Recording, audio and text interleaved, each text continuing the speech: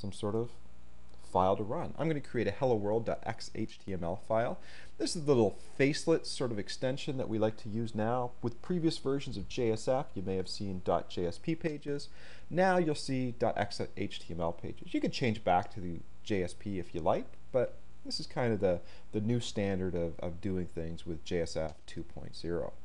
And so where I'm going to place that, I'm going to place that right in the root of my application, right in that easy JSF folder. I'm going to create a new little document called hello world.xhtml.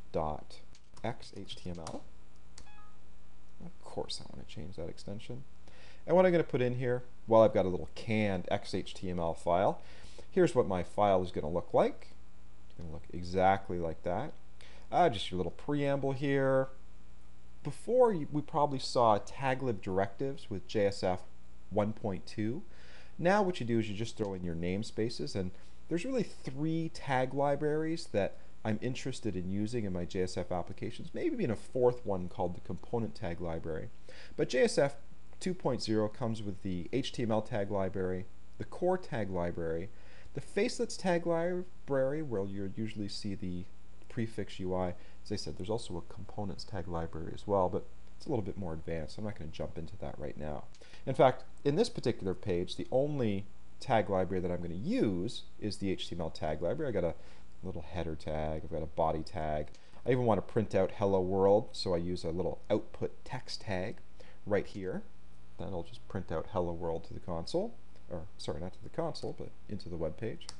I'm going to copy that. I'm going to go into this xhtml page, open it with Notepad. I'm hardcore. I love the Notepad.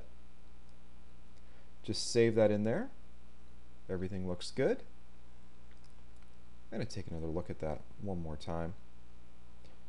Yeah, I think everything looks good. I always just worry a little bit that there's going to be some sort of crazy character set that Notepad's going to use when I save a particular resource.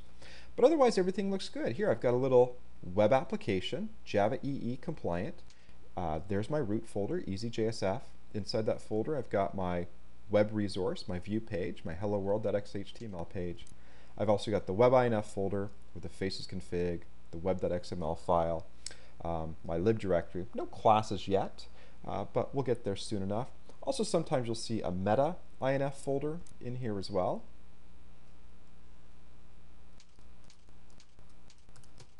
Really not too much that I can throw in there right now, although kind of a standard war file likes that. When you jar things up, war things up, it'll actually automatically get added.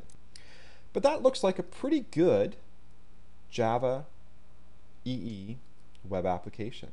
Now what do I need to do to deploy it? Well, I need to get all this content here thrown into a war file, a web application archive, and then that war file needs to be put into this web apps directory. I've actually got a sweet little command that will do that. In order to create a web application archive, all it is it's really just a zip file. So all you need to do is take all the content of your EasyJSF folder and throw it into a war file. I'm going to call that war file EasyJSF. Here's the command that I'm going to run from the EasyJSF folder. So let me just actually move there for a second.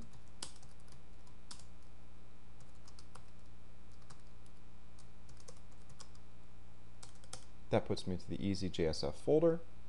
Then I'm going to issue this particular command from that folder.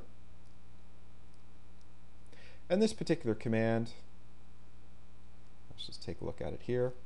All it says is go to the jar utility that's inside the bin directory of my Java installation, and then take all the various files and folders and stuff that's in there and create a zip file, a jar file, that's actually not going to be a jar file, it's actually going to have a .war extension. It's going to be called easyjsf.war, and throw that in the Tomcat 7 web apps folder. And here you see the double splat, splat.splat, basically says just take everything in this current folder and throw it in that war file. The current folder, of course, is EasyJSF. You have to do it from that folder, otherwise you'll be warring up a bunch of stuff that you don't need.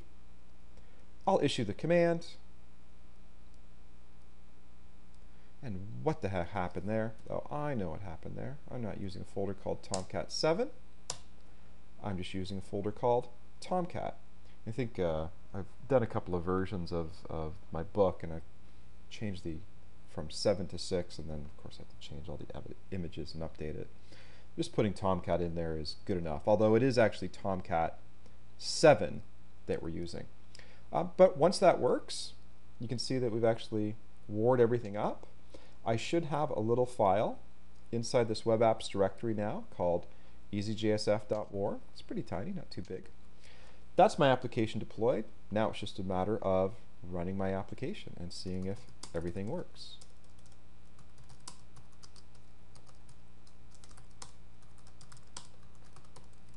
And the command to get Tomcat going is simply a matter of going into the bin directory of Tomcat and issuing the command startup. Really doesn't get easier than that. I end up getting a little command window here that tells me that, hey, the EasyJSF context is being initialized, and you know what, once it's initialized, everything is running. Of course, what do I want to do now? I want to actually run my application. And that should just be a matter of going to, well, localhost 8080 should bring up the Tomcat server. That looks like it's working well. When you actually deploy a web application, the context root is just the name of the war file without .war. So I should be able to come here and do a /easyjsf. And of course, the resource is named index.xhtml. But in the URL, of course, you put index.faces because .xhtml is not mapped to the servlet. And actually, it's not even index. It's hello world.faces. Boy, I almost messed that up in a million different ways. But of course, in order to get to the resource named hello world.xhtml, which has been placed into this war file, which subsequently actually gets deployed to this EasyJSF folder under web apps. You can actually see it all expanded in there. Kind of seems like a lot of work to war things up in a zip file just so Tomcat can expand them. But the file is actually called hello world.xhtml, but when I come to my browser, I actually access it through hello world.faces, and when it runs, I get a little hello world that comes up, which is all that we would expect.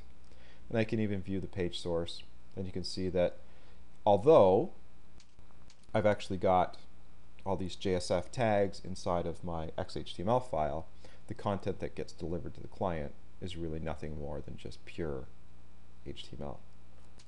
And that's it. That's actually all you have to do in order to get a little JSF application running. Just create the folder structure, make sure you got the correct libraries you can connect to, add your resource into the root, war it up with the appropriate commands, start your server, and then Bob's your uncle. Anyways, that's it for now. These are going to get a little bit more complicated in the future, so stay tuned, and for the time being, happy JSF programming.